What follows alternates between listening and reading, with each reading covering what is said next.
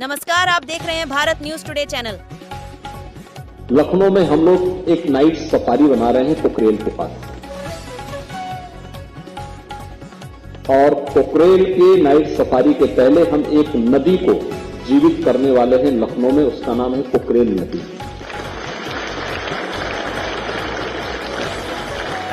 कभी पोखरेल नदी थी जो गोमती की सहायक नदी थी, आदि गंगा। गोमती को आदि गंगा भी कहते हैं।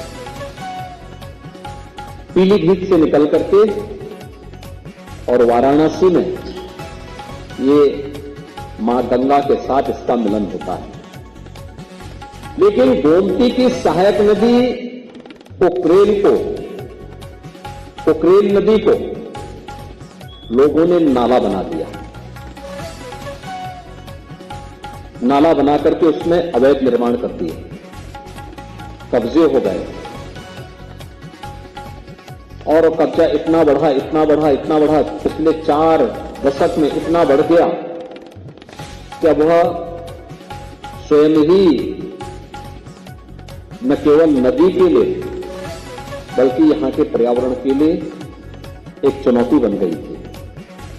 और फिर 1 वर्ष पहले हम लोगों ने इस लड़ाई को प्रारंभ किया। नहीं, पोखरेल को नाला नहीं, इसको फिर से नदी बनाना है। और नदी बनाने के लिए उस लड़ाई को यहां से लेकर के सुप्रीम कोर्ट तक हम लड़े। और मुझे प्रसन्नता है 8000 से अधिक ऐसे जितने इल्लीगल स्ट्रक्चर थे उन सबको हम लोगों ने उसके पेट से अब तक निकाल करके बाहर फेंका है, उसको हटाया है।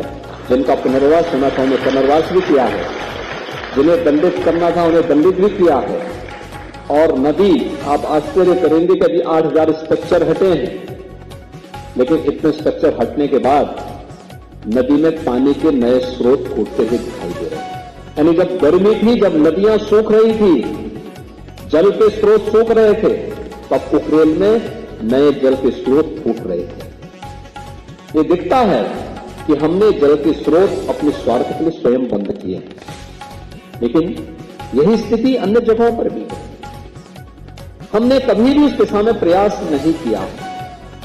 और इको टूरिज्म डेवलपमेंट बोर्ड इस बात के लिए हमें आगाह कर रहा है कि ज्ञानवर्धन के लिए भी, मनोरंजन के लिए भी हम अपनी प्रकृति के इस उपहार का उपयोग करें, लेकिन इसके साथ साथ आने वाली पीढ़ी को एक लंबे समय तक ये उपहार इसी रूप में, मनोरंजन और ज्ञानवर्धन के रूप में प्राप्त होता रहे। इसलिए इसके संरक्षण की जिम्मेदारी भी हमारे ऊपर होनी चाहिए, हर पीढ़ी को अपने ऊपर लेनी पड़ेगी। और उसी दृष्टि से इस कार्यक्रम को आगे बढ़ाने के लिए एक अभिनव प्रयास प्रारंभ हुआ है।